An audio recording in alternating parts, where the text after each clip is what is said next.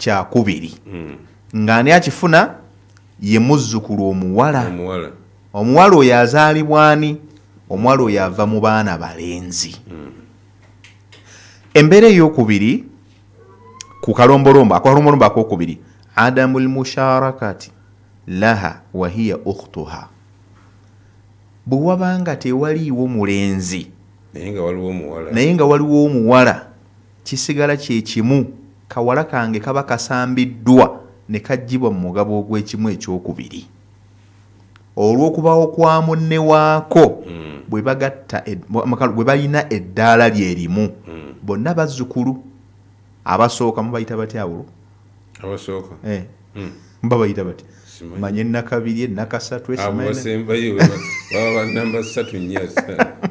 kale asooka bonna bali mu generation esooka ey'omuzzukulu namba 1 nti muzzukulu namba 1 okuva mu mutabani we asooka mutabani we okubiri mutabani we okusatu bonna bazzukulu namba ki namba emu kati singa kisangibwa nti kawala kange nfudde naye bagenza okunoonyereza nga waliwo muganda wange kuggwa mpuliriza eyazaalayo akaana akawala akalala bugenda kwegatta ne kano mu mugabo kitegeeza kano kaba kavuddeyo mu mugabo ogw'ekimu ekyokubiri ne kagenda mu mugabo gwa 2/3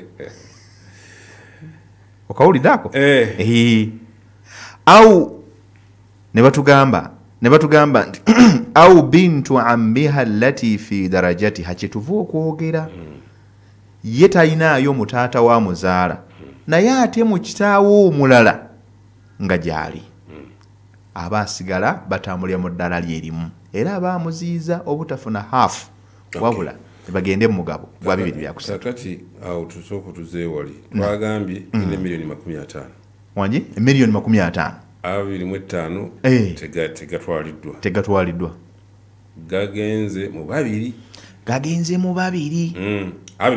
mu babiri ate tegali 25 25 yebeera haafu awo bagenze mu 2/3 2/3 katugambe tulina $6,000,000 $6,000,000 olwo bagenda kufuna $40,000,000 oba okategedde baliwo bafuna $40,000 bombiriri kawala kange ne kawala ka muganda wange ampuliriza oba kawulidde tulina 6 tebakyatutte 25 ku 5 kati olwo tukyusiza omugabo gukyuse tugenze mu 6 kati 6 omugabo principe gamba balina kufuna 2/3 2/3 bwe tubijja ku 6 gaba 40 tuba tusigazaawo 2 okategeddeako olwo ne bagenda bazigabana buli omu naafuna 2 bano abawala 2 ku maali ya jjajjaabwe kategerekese kakati akalombolombo akokusatu tuli ku mugabo ogwo gwa kimu kyakubiri mbeera ya kimu kyakubiri omwana ono omuwala agufuna ddi gwe tuliko kubanga twakiraba ne ku mwana omuwala ow'omuntumbi z'omugenzi nga si muzukulu omwana omuwala kati omuwala olutaliiwo wabula omuzzukulu yakola ki yaliwo ne tugamba embeera ey'okusatu adamu wujudul hajibu kyekyo kyennyini obuwala buno obubiri akange oba aka muganda wange wateekeddwa okuba nga tewaliiwo abuziyiza kujja butereevu kujjajja waabwo kufuna mugabo ogwo ontegere bulungi yani gwe batugamba oyo watuhjabu bintu libini min almirathi bilibini kawala ka mutabaniwo okawulira bulungi ke kawala kange kali ati kugutwagambye gwe taata noono atuwuliriza ye musajja yenna nti bw'abanga kalungi ye taata waffe ekitegeeza buwala baffe bwe tuzaala busobola okuba nga buziyizibwa okufuna ku maali ya kalungi ani abuziyiza mutabani wa kalungi kasita abaawo okategedde bulungi kyetugambye wano ne batugamba man yahajibuha al ebeno kasita wabawo mutabani wa Kalungi ebyobuzzukulu bidda ku bbali kakati gwe omuzzukulu avayo n'okani emaali ya jjajjaawo ng'ate bakitaabo webali ne basenga bayite basenga oba nnyinabo oba bawala b'abagenzi bwe bali obeera oli ku kikyamu oba okategedde ako omuzzukulu tolina buyinza naye talina mugabo mu maali ya jjajjaawo bamalanga bakitaawe bakyali omu oba babiri kawulira 107.9 Pal FM tuli ku mwana omuwala omuzzukulu akugabana ku maali ya jjajjaawe singa abeerawo bwomu oba singa abeerawo babiri oba singa wabaawo omulenzi aba adda wabbali kale kiriza mala okufuna obubaka butono nnyo wano oli ku 107.9 Pal FM kansubire nti ne bannange tugenda ffenna mu maaso tugenda mpola mpola naye shuwa nga tuli shuwa tovaawo katukomewo. Uganda Halal Bureau ky'ekitongole ekyakakasibwa era ekirina obumanyirivu okukuyambako gw'omuntu wa bulijjo okulondoola wamu n'okwekebejja omutindo gw'ebintu ebikozesebwa mu bulamu bwa bulijjo omuli ebyokulya n'okunywa olwo ne bikakasibwa okubeera halal eri bannayuganda wamu n'okuteekebwa ku katale k'ensi yonna nga beesigama ku mutindo ogwakkaanyizibwako amawanga g'obusiraamu gonna n'ekitongole ekya Uganda National Bureau of Standards basangibwa ku ploti ey'okubiri ku Delhi Gardens okulira na Bekeri kusa Apollo Kagwa Road wetandikira okumanya ebisingawo bakubireko ku noti 758 520 noti oba noti 4 233 5 Uganda Halal Bureau ebintu ebiri halal babiteekako akabonero aka halal quality mark okubyawula kw'ebyo ebitatuukana na mutindo. Oyagala okulya ekijjulo eky'omulembe nga kiteekeddateekeddwa bakafulu mu kufumba mu kifo ekisirifu okuzaama nga n'akawewo k'obutonde bwe kakufuuwako Kebab House Restaurant ky'ekifo w'osanga buli kika ky'emmere ky'oweetaaga gamba nga Adana Kebab, Saktava, Lahmakun oba giyite Turkish Pizza, Fish Fingers, Beef Burgers, Chicken Skewers oba Grilled Chicken. Tulina ekifo ekigazi ddala ewategekebwa emikolo, meetings kw'ossa ne parking. Tusange ku Centenary Park ku Kebab House mu Kampala. Ekifo kyaffe kiba kiggule okuva Monday mpaka Sunday. Okumanya ebisingawo kuba ku ssimu zino wammanga 0708 48 29 47. Kebab House Turkish Restaurant. You stay home, we deliver. Muzadde omwana ng'akaaba ate naawe oli mukambwe muzibu kiki mubadde ki? Omwana wange yansobera buli mwaka yasemba nakati mujje ku ssomero leero luno era yasembye.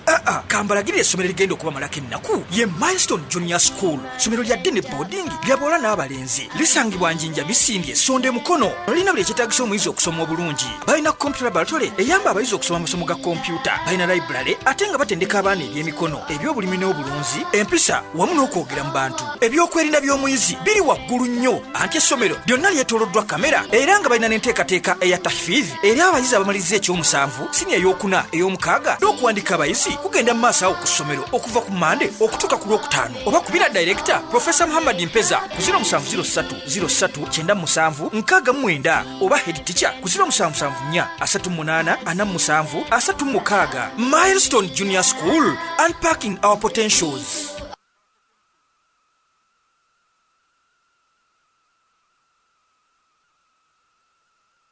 Tupwaniriza program Manya Obusiraamu. Alright, 107.9 Pal FM ebale nnyo okuba nga okyagenda maaso ng'okyatuwuliriza. Tuli mu program Manya Obusiraamu, nze Kalungi Yahya Musafa wano ndi ne muganda wange Sheikh Omar Kasule. Tugenda maaso n'emmaali y'obusika. Bubaka butono nnyo wano banafu aba Superstar Nursery and Primary School, ssomero lya Dina Boarding liva ali ku nursery okutuuka ku kibiina ekyomusanvu. Superstar ssomero lya Wayonja wenkaniddeawo ate nga esaanidde embeera esaanidde ku mwana w'okuba nti asomeramu.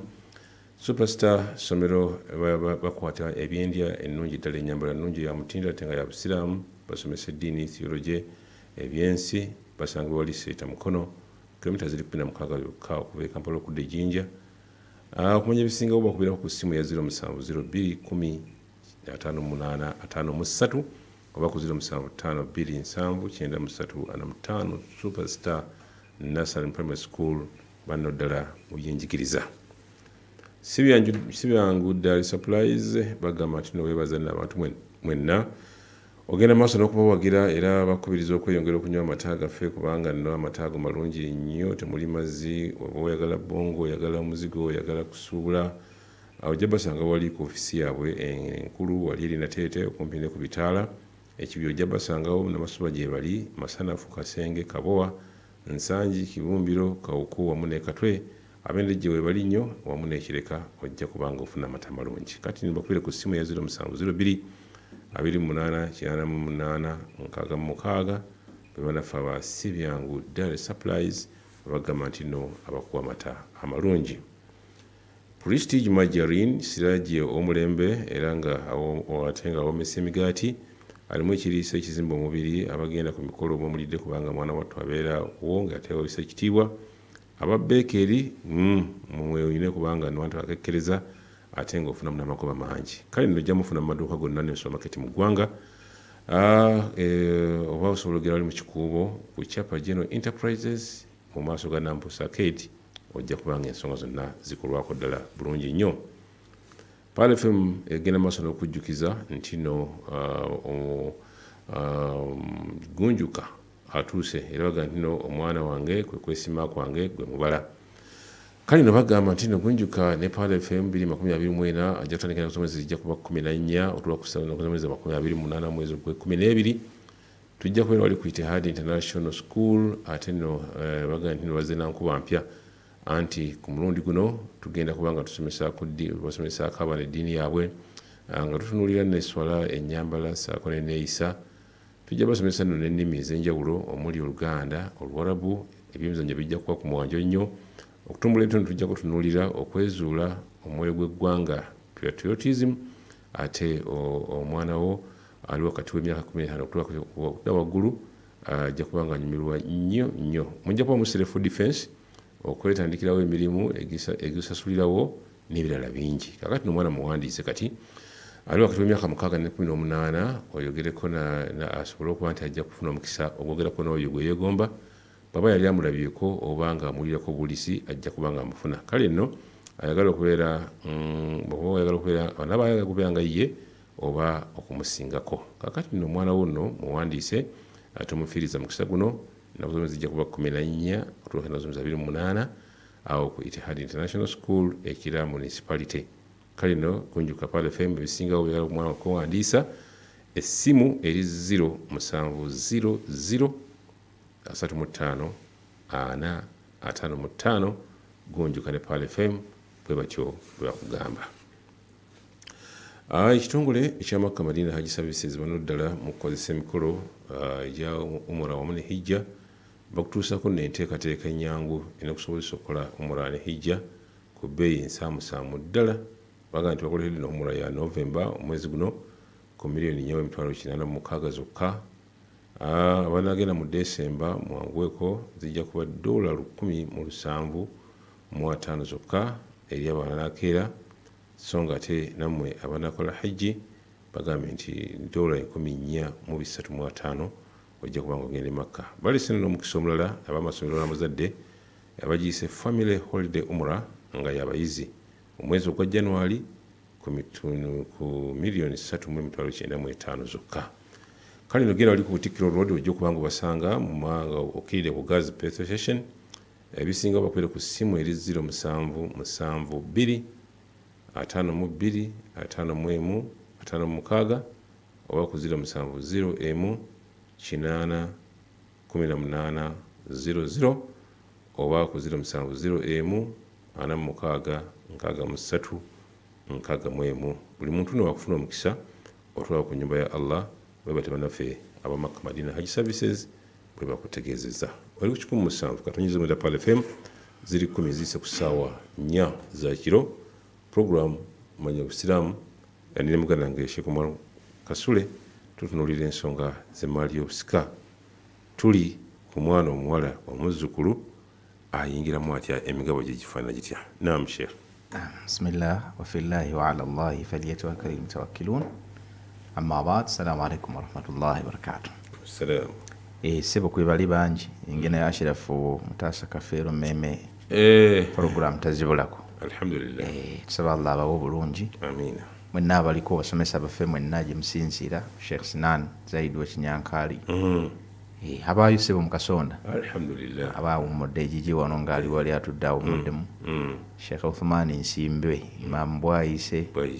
Atengera musomesa sebo nawe kutumiddeko na bonna abangi besi mentioninze manyi babaako. Naam.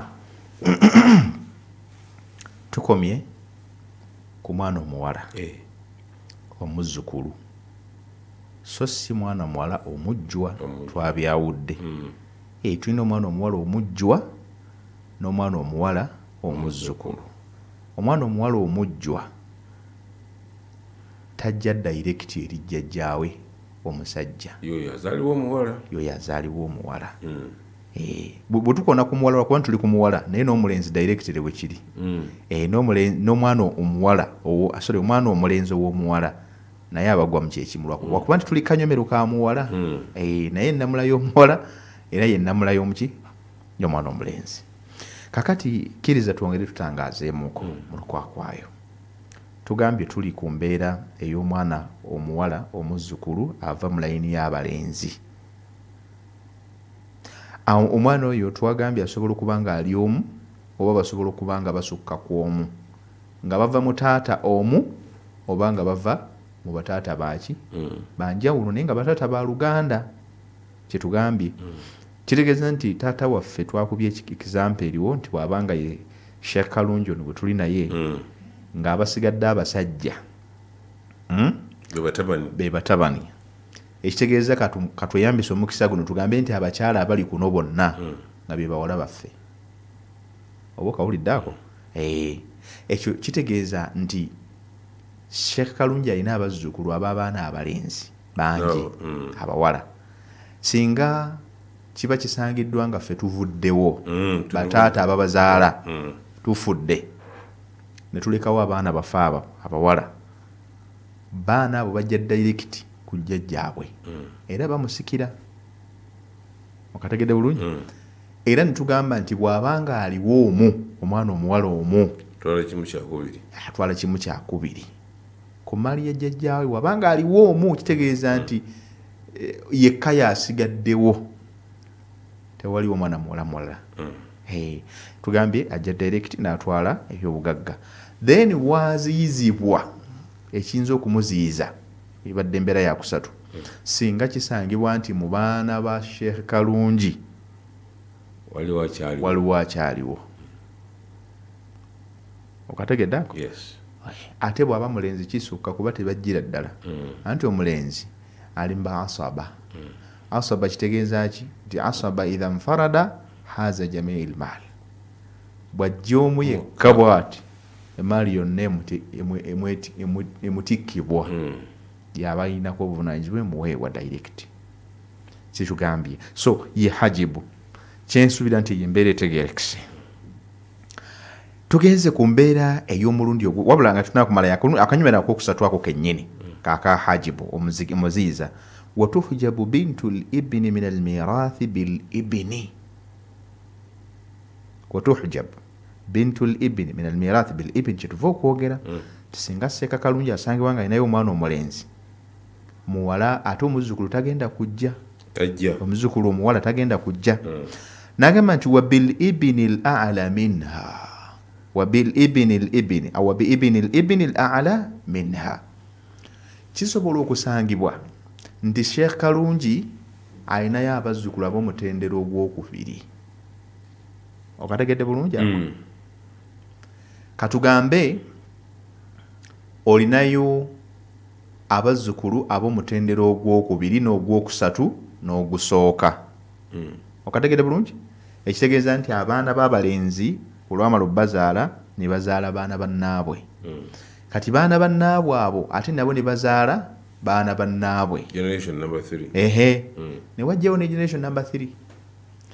Kati eddaala erisooka liziyiza eddaala erivaako eddaala erisooka liziyiza eriddaku okategedde bulungi kitegeeza nti omuwala ow'eddaala eryokubiri bwasangibwa nga waali ng'ate waliyo n'omuwala ow'eddaala erisooka ow'eddaala erisooka aba wankizo ku w'eddaala eryokubiri okategedde naye nga bonna bonna nga bazzukulu naye stages zaawukana kati tetubuuka ddaala kugenda ku ddaala ddala ng'erisooka likyakola ki likyaliwo ekyo tukigoberera era kiba tunnyonnyodde wano kyekimu era ne bwaba bazzukulu balenzi era nakyo bwekityo bwe kigenda mu mbeera efaanako bwetyo era omwana omuwala oyo asobola okuziyizibwa singa tugambe nti omuzzukulu asangiddwa nga wa mutenda gwa kubiri okategeera bulungi muzzukulu wa mutenda gwa kubiri nga ku mutendera ogusooka tewali muwala naye nga wasangiddwayo omulenzi oyo omulenzi w'omutendera gw'eddaala erisooka mu bazzukulu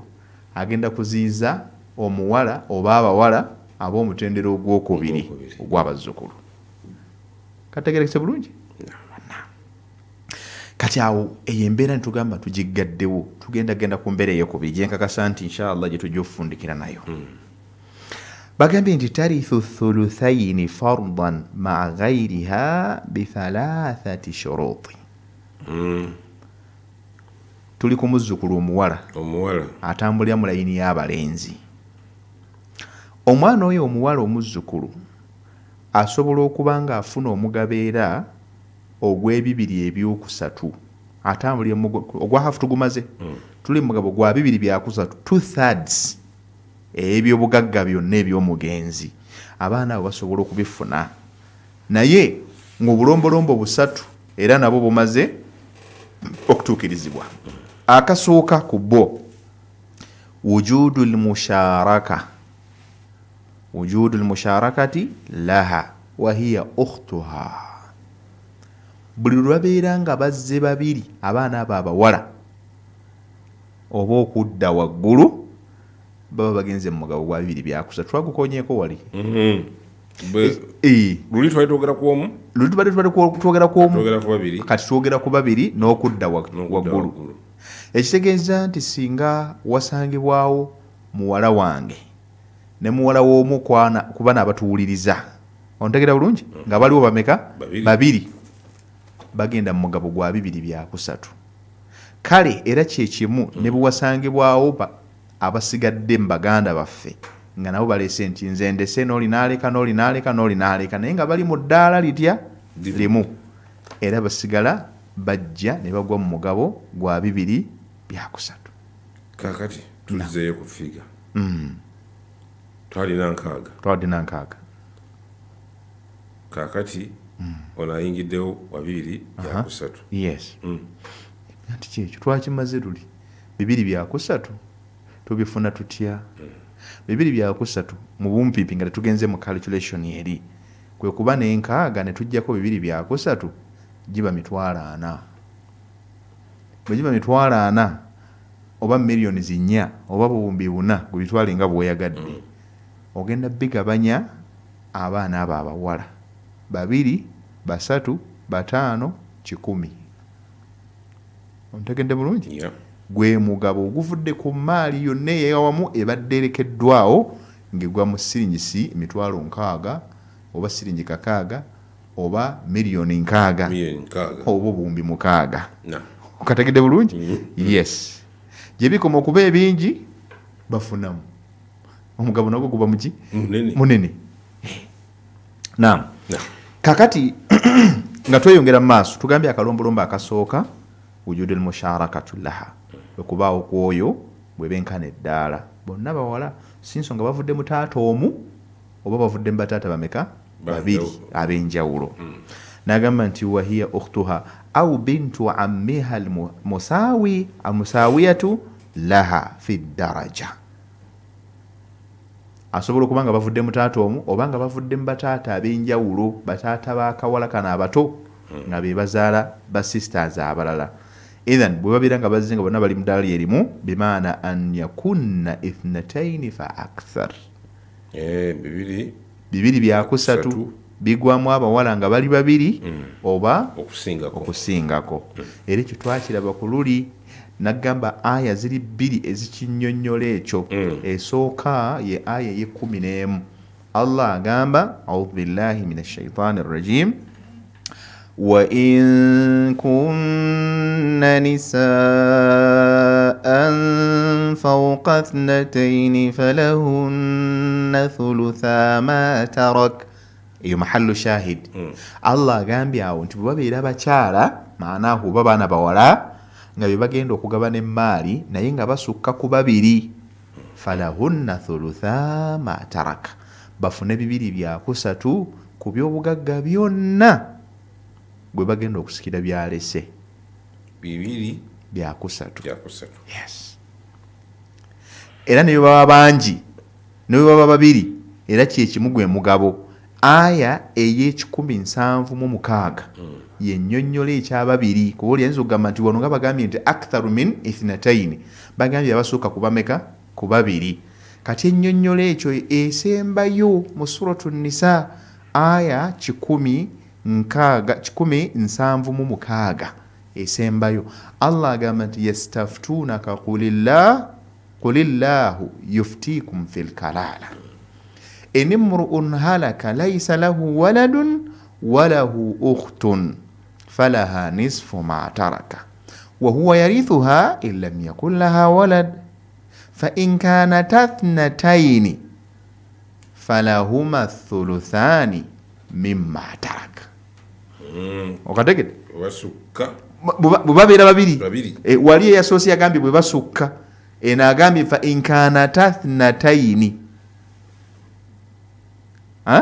wano bwe babeera nga bali babiri olabye era gwe mugabo gwe yawadde bali abangi aktharu min ithnatayn era ne bano gwabo wadde nti bwe babeera babiri bafuna bibiri byakusatu ekitegeeza nti guli ogwasoose ne guno ogusembeeyo gyonna gyenkana era kituwa okutegeeza nti abakyala oba abantu buli lwe babeera babiri babeera bangi wano mu fiqhu lafuzo ejjana bangi exactly lafuzo ey'abangi yasoose ezze nga yenkanankana ate neeyogera kubameka ku babiri ekitegeeza nti byenkana nti abangi babeera ababiri babeera bangi mu mbeera efaanako bwekyo kekyo Allah subhanahu wa ta'ala kyatunyonyola akookubiri akalombolombo akateekeddwa okutuukirizibwa abaana bano bafune omugabo ogw'ebibiri ebyokusatu adamul mu'assibu laha kwe kubanga tewaliiwo abaasaba abazingako yaani ateekeddwa kuba mulenzi ng'ali mu ddaala lyerimu nga bo mwana mulenzi naye muzzukulu namba 1 ali mu generation esooka azaalibwa omu ku bataata bano be twayogedde abali ku leedi abatuwuliriza nti omu ku bataata abaana ba Seeka Yahaya Kalungi abalenzi yazaala omuwala oyo oba n'omulala n'aba ng'azaala abalenzi abo so omwana oyo bati bagenda kufuna bibiri byakusatu abawala abaliwo ababiri n'okwambuka kasita wasangibwawo omulenzi yenna azaalibwa omu ku baana ba Seeka Yahaya Kalungi olutwogera mu generation gye twogereramu esooka kitegeeza nti n'abaana abazaalibwa omugenzi baba tebaliiwo kuba twakyogeddeko abaana abazaalibwa omugenzi buli lwe babaawo ate bo bankizo bali bankizo ku baana abazzukulu omuzadde tasobola kutunulira muzzukulu nga mutabani we waali mutabani w'omugenzi yemmira y'omuzzukulu talina omuzukulu talina waayita abeera mu mugongo gwabali naye ne tugamba naga nti awul anzalu minha in ihtajat ilaiha naga nti adamu lmaasibu laha okubanga tewali wa muzingako wahuwa akhuha nga ye mwannyina au ibna ammiha alladhi fi darajatiha oba omwana wa kitaawo omuto bwe bali mu ddaala lyerimu awul anzalu minha daraja in ihtajat ilaihi oba omwana omulenzi ayinza okuba nga akkako eddaala ku muwala kitegeeza nti omulenzi ngaali mu ddaala lyakusatu lyakubiri mutendera gwakubi generation 2 nga waliyo omulenzi naye ng'omulenzi ate omuwala owa generation 1 ajja kumwetaaga asobole okuba kwaba banaafuna eyo tujja biraba mu maaso bye bayita alqaribu almubarak walqaribu almash'um waliwo gwe bayita ow'oluganda ow'omukisa n'oluganda ow'ekikwa kyetuva tuddeeko ekyo nti waliwo omuntu nga temuli mu ddaala lyerimu naye ate ng'owo mu ddaala eddala wasinkana n'oddaala erisooka basobola okuba nga ate waliwo ako ka magineti akasobola okuba nga tekaleetera wa ddaala lisooka kugwa nga yeetaaga ow'eddaala eryokubiri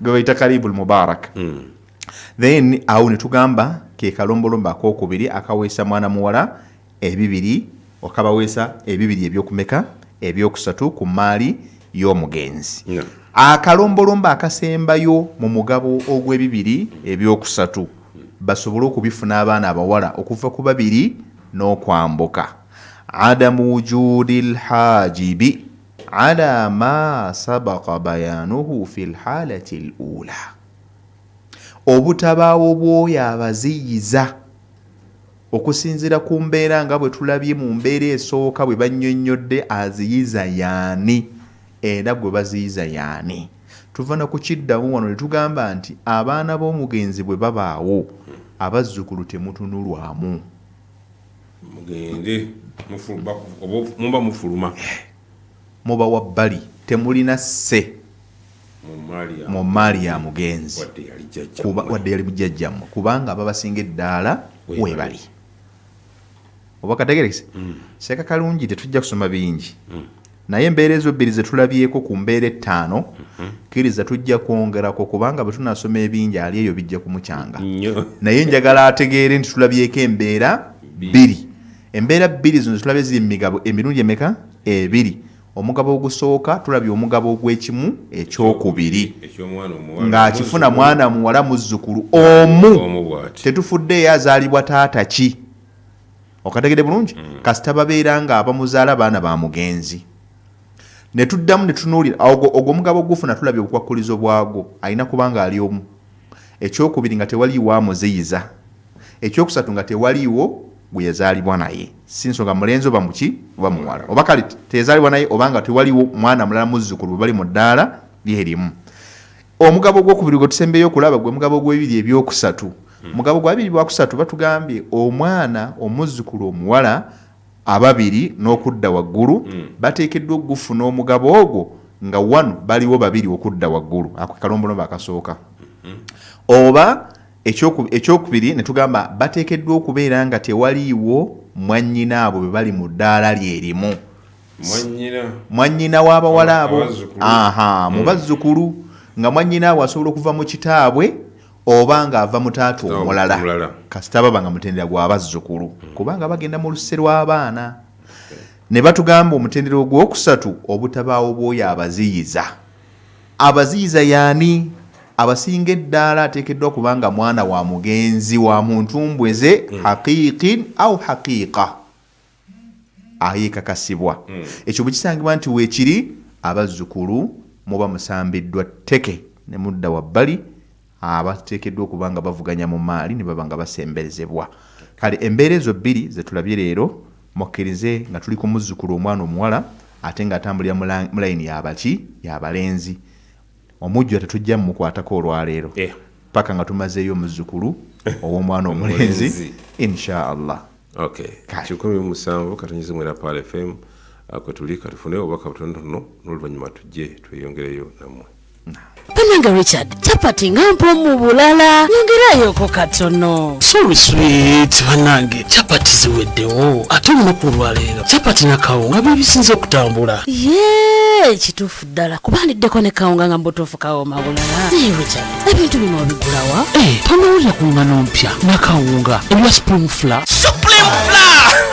Ngane kwata mangu mpomu nkugambye abagiriddeko bo bagitenda butenzi ejjira mu bipimo bibiri omuli ekyengano ogogosa n'ekyakawunga kakasooli erimu ne vitamins 9 bwedu okukosa n'ebirungo ebirala ekwanguyiza ekwata mangu n'osobola okukekkereza buto. Supreme Flour esangibwa mu supermarket zonna ezisinga obungi mu ggwanga ne maduuka gonna. Supreme Flour ekolebwa bano aba Mandela Millers abasangibwa e Busega ku Masaka Road. Supreme Flour, a product of Mandela Group. Obadde okimanyi nti okuyunga oluganda kigaziya ebyenfunayo? Y'obadde okimanyi nti okusomera munne edduwa ye nga takimanyi Allah ajanukula ate naawe malayika ne zikusabira kye kimu? Y'obadde okimanyi nti abakyala okusinga abasajja obungi kabonero ka nkomerero akatono? Zino n'ensonga endala nnyingi z'ogenda okumanya nga weefunidde ebitabo bino wammanga: ekitabo ebisumuluzo bya riziki, ekitabo obubonero bw'enkomerero obunene n'obutono, ekitabo ebiseera n'ebifo omwanukulibwa edduwa, n'ekitabo edduwa ezisomebwa ng'oli mu bizibu. Ebitabo bino byonna byekenneenyezebwa era ne bikakasibwa Sheikh Abdul Karim Mugendera, Allah amukuume, Sheikh Nuh Uthman Abu Najiba n'omugenzi Sheikh Muzaffar Mutazindwa, Allah amusaasire, era ng'omuwandiisi w'ebitabo bino ye Shuraim Bukenya. Kakati byefunire ku AK Islamic Book Center ku Mukwana Arcade okumpi ne Centenary Bank. Eriyo yasuubula naawe agula akamu kamu ku siringisi 2,000 zokka. Okumanya ebisingawo kubira omuwandiisi Shuraim Bukenya ku namba y'essimu 0702 16 91 27. Pal FM ekutegekedde gunjuka ne Pal FM nga lino ly'ebbanguliro ly'abawummuze bonna. Ng'era ku mulundi guno gunjuka agenda kuyindirako Etihad International School ekira mu Kira Municipality okuva nga 14 paka nga 28 Desemba 2024. Kati wandiisa omwana wo leero wano ku reception ya Pearl of Africa Radio okuva ku myaka 6 paka ku myaka 18. Tumubangule mu gunjuka ne Pal FM. Wagenda kubeerera bamashika b'enjawulo badokita n'abantu abatutumufu mu ggwanga. Beera mwangu wandiisa omwana wo. Okumanya ebisingawo okugunjuka 2024 kuba ku 0700 35 455 oba ku 0200 926 7 Gunjuka awagiddwa Etihad International School ne bitegekebwa 17 Pal FM ekkula ly'omuntu wa bulijjo.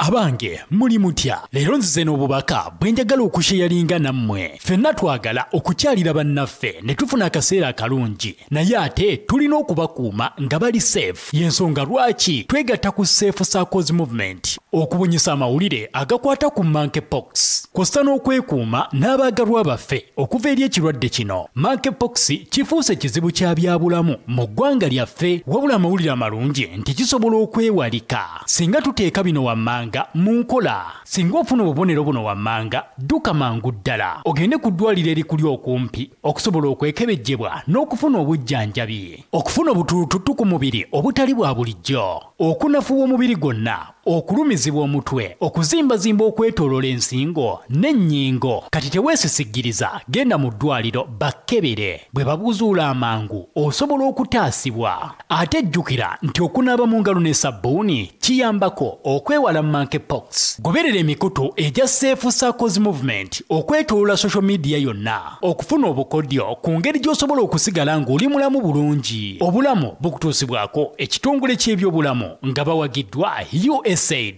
UNICEF kw'ossa ne World Health Organization. Wasowaganye ne munno oyagala kwebuuza ku nsonga yonna mu busiraamu oba kusomesa munda mu ggwanga n'ebweru waalyo? Nandiki okubalira ezzaka, okukola hijja ne umura weeyune Aljannatu Ghaya. Basangibwa bakuli ku bitaala. Abeetaaze bafune ku ssimu eno noti 7 noti emu 4 noti 5 776 oba kubira Sheikh Umar Swidiki ku noti 7 noti 3 8 63 16 oba ku Chairman ku noti 7 noti 2 8 72 4 Aljannatu Ghaya. Oli wakati mu programu Manya Obusiraamu.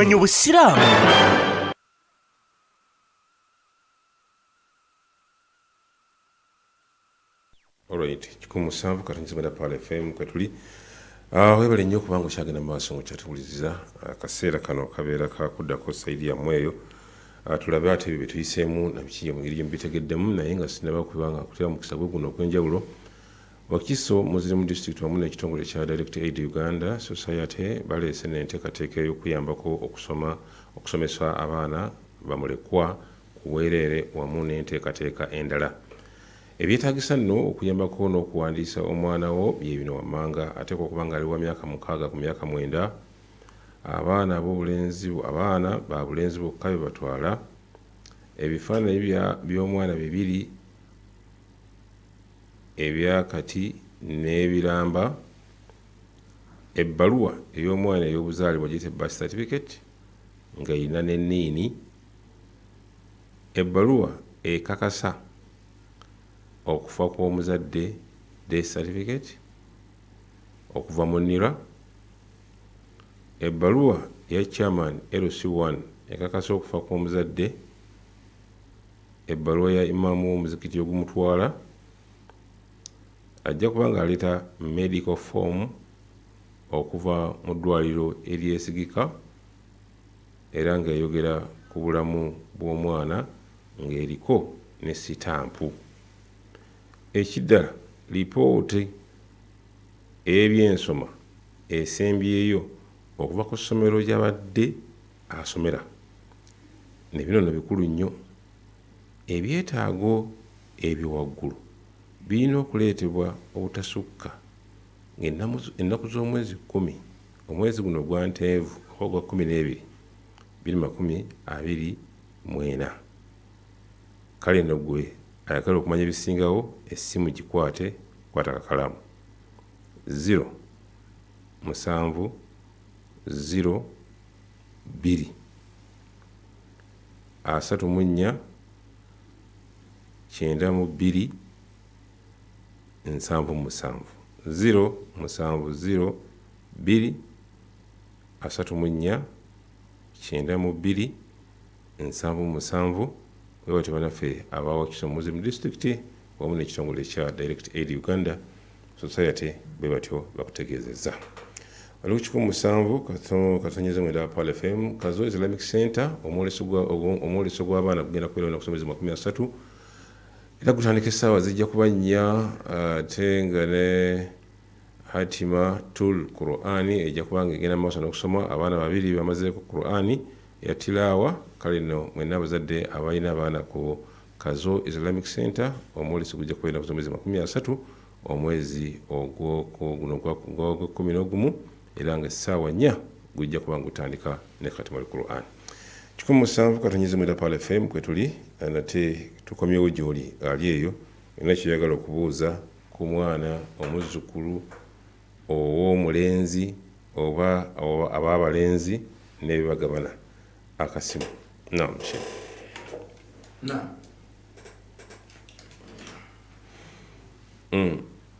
075 mwenda emunoti 7 mwenda noti. Naam.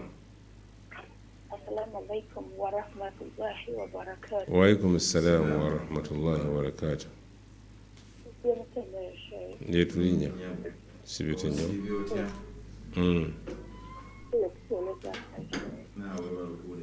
Enyo.